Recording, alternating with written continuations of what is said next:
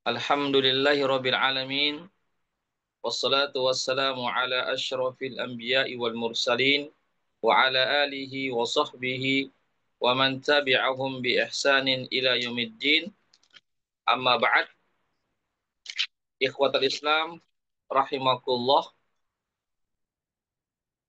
Pertama-tama kita senantiasa memuji Allah Subhanahu wa taala dan bersyukur kepadanya atas segala limpahan rahmat dan hidayahnya sehingga kita dapat dipertemukan oleh Allah Subhanahu wa taala ya dalam keadaan sehat wal afiat. Salawat dan salam senantiasa tercurahkan kepada junjungan kita Nabiullah Muhammad sallallahu alaihi wasallam beserta keluarga dan para sahabatnya, para pengikutnya yang tetap setia berpegang teguh kepada sunnah-sunnah beliau dan para sahabatnya hingga hari kiamat kelak. Amin ya rabbal alamin. Ikhwatal Islam rahimakumullah ya. Insyaallah pada pertemuan kali ini kita akan membahas satu bab tentang adab-adab mencari atau adab-adab bekerja atau mencari nafkah. Ya. Dalam kitab ini disebutkan, dalam kitab Mukhtasar Minhajul Qasidin disebutkan bahwasanya Allah Subhanahu wa taala dengan kebijaksanaannya, dengan sifat hikmahnya menjadikan dunia ini sebagai tempat untuk kita berusaha, sebagai tempat untuk kita berusaha atau sebagai tempat sarana-sarana kita mencari nafkah. Ya. Ikhwatal Islam azakumullah, yaitu sebagai sarana kita mencari nafkah, mencari penghidupan di dunia ini, kebutuhan kita, kebutuhan hidup kita di dunia ini juga sebagai sarana kita mengumpulkan bekal untuk kehidupan akhirat kita. Ya, jadi bekal itu ada dua, ada bekal sehari-hari kita makan, minum, ya kita mesti punya rumah, ya punya tempat tinggal yang layak, kita bisa berpakaian menutup aurat kita, ya dan seterusnya, dan juga kita mesti juga menyiapkan bekal kita di dunia ini untuk kehidupan akhirat. Ya kita di dunia ini kita menyiapkan bekal kita untuk kehidupan akhirat kita. Itu apa, bekal apa? Ya amal-amal ibadah, amal-amal soleh inilah merupakan bekal kita yang kita kumpulkan, yang kita hasilkan di dunia ini untuk kehidupan akhirat. Itulah kenapa Allah SWT menjadikan ini dunia sebagai sarana kita untuk berusaha, baik untuk kita menghasilkan kehidupan kita di dunia ini karena kita hidup di dunia, dan yang kedua juga agar kita bisa mengumpulkan bekal sebanyak-banyaknya, yaitu amal soleh kita untuk kehidupan akhirat kelak. Ya, baiklah, di sini dalam kitab ini disebutkan beberapa keutamaan orang yang bekerja. Ya, di antaranya firman Allah Subhanahu wa taala ya dalam surah An-Naba ayat 11, wa waja'alna an-nahara ma'asya, dan kami jadikan siang itu sebagai tempat untuk mencari penghidupan. Ya, kita saksikan ya di mana-mana orang-orang ketika berada di pagi hari sampai sore hari itu mereka bekerja dari pagi, siang dan sore, itu bekerja untuk mencari nafkah, untuk mencari penghidupan. Itu sudah merupakan sunnatullah karena Allah telah menjadikan siang inilah sebagai waktu atau tempat kita mencari penghidupan kita. Ya. Dan malam ya Allah jadikan tempat kita untuk beristirahat. Tentu di siang hari dari pagi sampai siang bahkan sampai sore ya kita kerja 8 jam, 10 jam dan seterusnya, tentu kita pasti capek. Makanya Allah menjadikan malam itu untuk kita beristirahat kurang lebih 8 jam kemudian setelah itu kita bangun kembali dalam keadaan segar agar kita bisa beraktivitas lagi di pagi harinya gitu. Ya ini merupakan satu apa namanya satu pengaturan dari Allah Subhanahu wa taala kepada hamba-hambanya ini.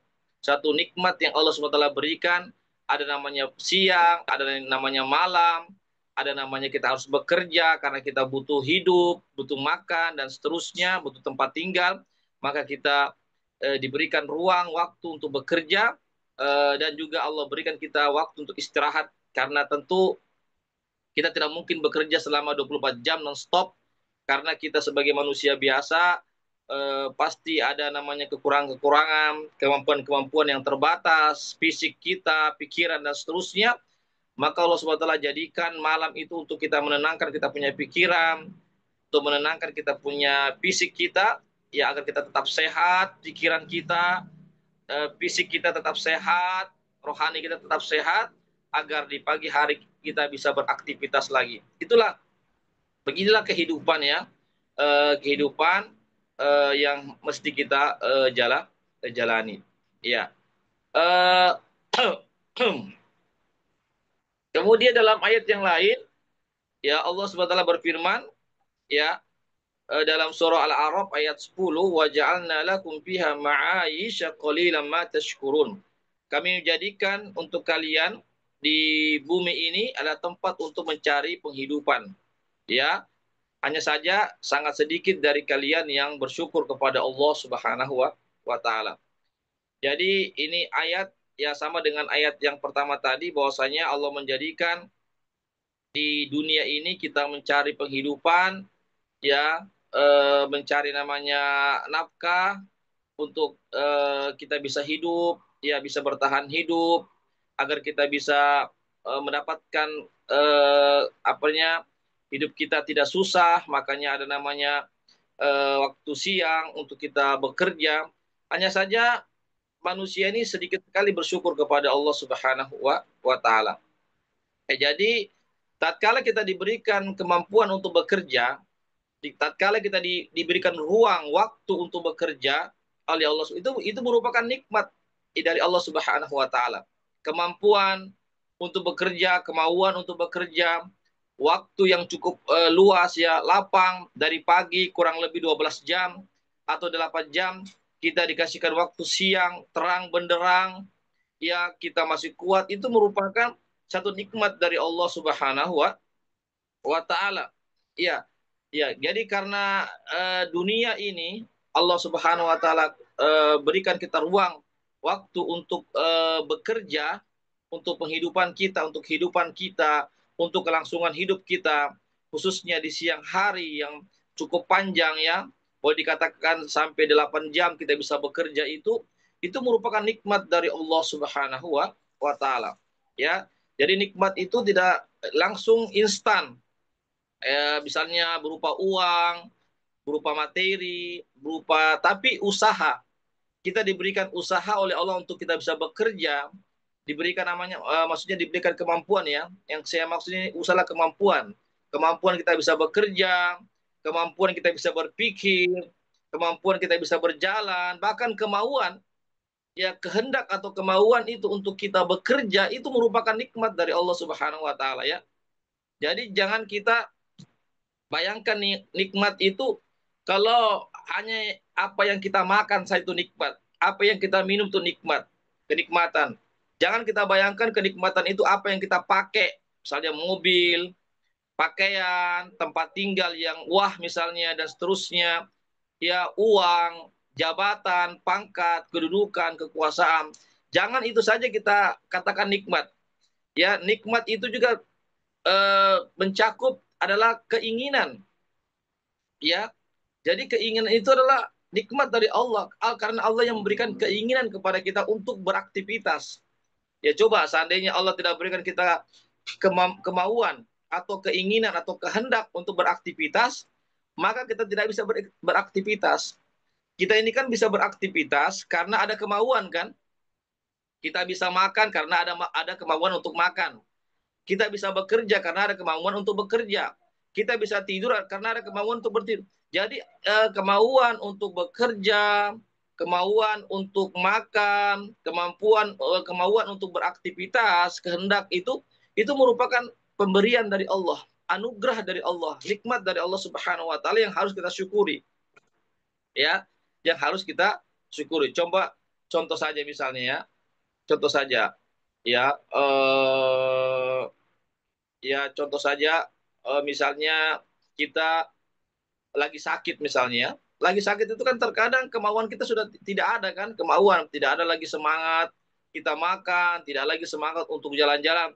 Itu baru Allah cabut nikmat kemauan melalui sakit. Dengan adanya sakit itu kan Allah cabut nikmat kesehatan kita sehingga kemauan kita semakin sedikit. Ya, semakin sedikit. Jadi sekali lagi hendaklah kita bersyukur kepada Allah tatkala kita ada diberikan kemauan untuk beraktivitas, di kemauan untuk beribadah, ya. Contoh lagi seperti beribadah, ya. Salat misalnya, membaca Quran atau mendengarkan ceramah-ceramah agama dan seterusnya. Itu ada orang yang Allah tidak berikan kemauan kepadanya. Ya, ada orang yang tidak ada kemauan untuk sholat, tidak ada semangat untuk beribadah, tidak ada semangat untuk mendengarkan kajian-kajian, tidak ada semangat untuk mempelajari ilmu agama itu ada. Iya, tapi sekali lagi jangan disalahkan Allah. Ya, jangan katakan Ustadz, saya ini kan tidak tidak ada semangat saya belajar agama, tidak ada saya semangat untuk mendengarkan ceramah-ceramah agama, tidak ada semangat saya untuk membaca Quran, tidak ada semangat untuk saya membaca buku-buku agama, Ustadz. Itu karena Allah tidak berikan saya kemauan. Jangan salahkan Allah. Ya, jangan salahkan Allah. Tetapi salahkan diri kita. Kenapa? Kenapa salahkan diri kita? Karena Allah SWT sudah berikan kepada kita kemampuan akal. Akal kita untuk berpikir. Allah SWT sudah memberikan kita potensi kekuatan. Ya, Allah SWT memberikan kita potensi untuk kemauan. Contohnya apa? Kemauan. Iya, kita kalau bekerja kita semangat. Iya, kalau makan kita semangat. Kalau kita berolahraga kita semangat. Kalau jalan-jalan kita semangat. Kalau kita refreshing kita semangat. Kalau kita tempat rekreasi semangat. Tapi kenapa ketika kita mau belajar agama tidak semangat? Kenapa tatkala kita sholat tidak semangat? Kenapa tatkala kita mau membaca Quran tidak semangat? Padahal kalau masalah-masalah keduniaan kita semangat, kita apa yang paling duluan sekali. Ya, jadi yang disalahkan bukanlah Allah. Allah itu tidak ditanya apa yang Allah kerjakan, apa yang Allah lakukan terhadap hamba-hambanya. Tetapi hamba-hambanya akan ditanya nanti pada hari akhirat apa yang telah dilakukan. Ya, oleh karena itulah, tatkala seseorang itu tidak ada semangat untuk melakukan amal-amal ibadah, ya, maka dia harus introspeksi diri. Ya, namanya bermuhasabah. Contoh saja, kalau kita sakit saja, ya, kalau kita sakit saja, ya, pasti kita kan introspeksi, saya lagi sakit ini, berarti saya harus berobat, saya harus minum obat, saya harus kontrol ke dokter, saya harus konsultasi ke dokter, kan begitu kan? Ya, tidak ada kita ketika kita sakit kita pasrah saja, ya saya pasrah saja ya Allah, apapun yang terjadi ya Allah, tidak mengapa saya sakit ya Allah, saya hanya pasrah kepadamu ya Allah, ya saya tidak perlu berobat ya Allah, hanya Engkau lah yang menyembuhkan ya Allah, tidak perlu saya berobat ya Allah. Apakah kita begitu bersikap dengan Allah Subhanahu wa taala tatkala kita sakit? Tidak kan? Ya, pasti kita akan berusaha untuk berobat, bahkan sampai kita keluarkan kita punya uang sebanyak-banyaknya, bahkan sampai ada yang berobat di luar negeri. Ya, kita kontrol, kita jaga kesehatan, jaga pola makan, kita makan suplemen-suplemen, kita tinggalkan pantangan-pantangan, ya, tidak memakan pantangan-pantangan apa yang dianjurkan oleh dokter. Itu karena apa? Karena kita pasti akan mengetahui pentingnya sebuah kesehatan. Ya, arti sebuah kesehatan. Ya, kita pasti tahu ya arti tentang sebuah kesehatan. Maka kita terus untuk menjaga kesehatan itu. Sampai-sampai kita berolahraga setiap pekannya misalnya, kita kontrol ke dokter setiap bulannya misalnya, kita cek kita punya darah dan seterusnya. Ya, artinya dalam masalah fisik, dalam masalah lahiriah, kita berupaya untuk tampil prima, untuk berupaya untuk kita menjaga agar badan kita bisa fit, ya, pikiran kita dan seterusnya kita refreshing, healing, ya kita pergi apa namanya rekreasi barangkali setiap setiap akhir pekan dan seterusnya. Sekarang yang menjadi pertanyaan adalah, sudahkah kita juga mengintrospeksi kita punya batin ini? Sudahkah kita juga bermuhasabah tentang amalan-amalan ibadah kita ini? Jangan sampai kita juga kena penyakit hati. Penyakit hati di sini artinya penyakit kemalasan dalam beribadah. Penyakit tidak ada semangat dalam beribadah. Ya, penyakit yang mana di situ kita jauh dari Allah, sehingga kita pun tidak merasakan bahwa kita sedang jauh dari Allah Subhanahu wa taala. Ya, ini yang menjadi pertanyaan bagi kita semuanya. Jadi sekali lagi, tatkala kita peka terhadap, seandainya kita sakit jasmani, kita peka segera kita mengobatinya. Oleh karena itu kita juga mesti lebih peka lagi tatkala kita terjangkit lemahnya iman, lemahnya semangat dalam beribadah, tidak ada gairahnya kita dalam menjalankan perintah-perintah Allah dan Rasulnya. Ini yang harus kita lebih peka lagi untuk bagaimana kita mengontrolnya, bagaimana kita bisa memonitorinya, bagaimana kita bisa melakukan evaluasi, ya, dan seterusnya.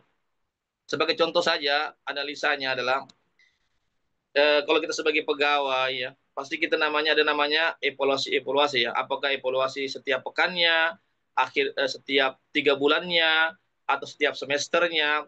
Ada evaluasi bulanan, ada evaluasi harian, ada namanya evaluasi pekanan, ada namanya evaluasi tahunan. Kan begitu kan? Kalau dalam sebuah perusahaan atau kita sebagai seorang pekerja, pegawai dan seterusnya. Kenapa itu pentingnya evaluasi itu? Kenapa pentingnya evaluasi itu? Ya, evaluasi adalah mengukur sejauh mana progres pekerjaan yang kita lakukan. Apakah pekerjaan kita ini sudah apa yang kita harapkan terlaksana atau belum terlaksana, atau ada hal-hal yang perlu diperbaiki, ada hal-hal yang perlu ditingkatkan. Itu kan yang namanya evaluasi. Ya, artinya kita memonitor kembali, artinya menilai kembali pekerjaan-pekerjaan yang sudah kita lakukan atau yang belum kita lakukan. Ya, artinya adalah begitu juga kita di dunia ini, kita juga mesti mengevaluasi kita punya amal-amal ibadah. Bagaimana sholat kita, bagaimana ibadah baca Quran kita, bagaimana sikap kita, kesungguhan kita dalam menuntut ilmu agama, dalam mempelajari ilmu agama, bagaimana kesiapan kita dalam mendengarkan ayat-ayat Al-Quran, mendengarkan ceramah-ceramah para ustadz dan para ulama kita, bagaimana kita dalam menggunakan harta kita di jalan Allah, bersedekah, berinfak, dan seterusnya. Bagaimana dengan ibadah zikir kita mengingat Allah Subhanahu wa taala, ya, bagaimana kita berbuat baik kepada kedua orang tua kita dan seterusnya. Ini yang harus kita evaluasi juga, ya, agar kita mengetahui ini yang hal-hal yang perlu diperbaiki dalam ibadah saya, ini yang perlu ditingkatkan, ini adalah sifat-sifat buruk saya yang harus saya tinggalkan, dan seterusnya. Ini ikhwatul Islam azakallah. Jadi hendaklah kita menjadi hamba-hamba yang bersyukur karena begitu banyak nikmat yang Allah Subhanahu wa taala berikan kepada kita, nikmat kemauan, nikmat keinginan, nikmat kecintaan, cinta kita kepada ilmu, cinta kita kepada Al-Qur'an, cinta kita kepada ayat-ayat Allah, cinta kita kepada hadis-hadis Rasulullah Shallallahu Alaihi Wasallam, itu semuanya merupakan anugerah nikmat dari Allah Subhanahu wa taala. Hanya saja kata Allah, wa qalilam ma tashkurun, hanya sedikit dari kalian yang bersyukur kepada Allah Subhanahu wa taala. Oleh karena itulah mudah-mudahan kita menjadi hamba-hambanya yang sering-sering atau yang selalu bersyukur kepada Allah atas segala nikmat yang Allah Subhanahu wa taala berikan kepada kita. Ya, barangkali ini yang bisa kami sampaikan, ya, berkaitan tentang bagaimana keutamaan kita bekerja mencari nafkah, dan bagaimana adab-adabnya kita. Insya Allah ini pembahasan ini cukup panjang, ya, insya Allah kita akan jelaskan lagi pada pertemuan yang akan datang. Demikianlah apa yang bisa kami sampaikan. Sebelum saya tutup, ya, silakan kalau ada yang mau bertanya terkait tentang keutamaan kita bekerja, keutamaan kita mencari penghidupan, tentunya adalah agar kita bisa hidup di dunia ini dengan aman, dengan tenang, dengan damai, dengan sejahtera misalnya, dan juga kita tidak lupa pula kita harus juga mempersiapkan bekal kita untuk menghadapi hari akhirat kelak, untuk menghadapi namanya kematian. Ya, kita bekerja di dunia ini karena kita hidup di dunia, kita butuh makan, butuh minum, ya, kita punya tanggung jawab dan seterusnya, kita butuh tempat tinggal, butuh pakaian dan seterusnya. Tapi ingat, kita juga akan menghadap kepada Allah, kita semua akan meninggalkan dunia ini, maka juga kita harus siapkan bekal kita, yaitu bekal iman dan amal soleh kita untuk kehidupan kita di hari akhirat yang kekal abadi. Demikianlah, sebelum saya tutup, silakan kalau ada yang bertanya, dipersilahkan. Bisa langsung atau lewat room chat.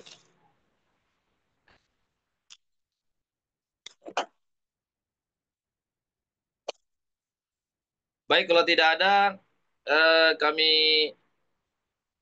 anggap ya bisa dipahami. Mudah-mudahan ada manfaatnya bagi kita semuanya. Mohon maaf sekali lagi, yang benar datangnya dari Allah saja, yang khilaf, yang salah dari kami.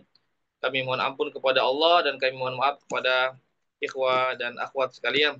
Kami undur diri, kami ucapkan jazakumullah khairan katsira kepada para ikhwah dan akhwat atas segala kehadirannya, partisipasinya, ya, untuk terus membersamai kami dalam kajian-kajian kami, termasuk dalam kajian pada sore hari ini, yaitu kajian tazkiyatun nufus atau penyucian jiwa. Insya Allah kita bertemu lagi di pekan depan, dan insya Allah sebentar malam ada kajian tafsir ya, jam 9 malam sampai jam 10. Silakan yang punya kesempatan bisa hadir bersama kami. Dan kami juga ucapkan jazakumullah khairan katsiran kepada para donatur yang sudah berpartisipasi terlaksananya kajian kami ini. Mudah-mudahan Allah memberikan balasan yang lebih baik lagi. Demikianlah kami undur diri dan kami ucapkan jazakumullah khairan katsiran. Kami tutup dengan membaca doa penutup majelis. Subhanakallahumma bihamdik asyhadu an la ilaha illa anta astaghfiruka wa atubu ilaik. Wassalamualaikum warahmatullahi wabarakatuh.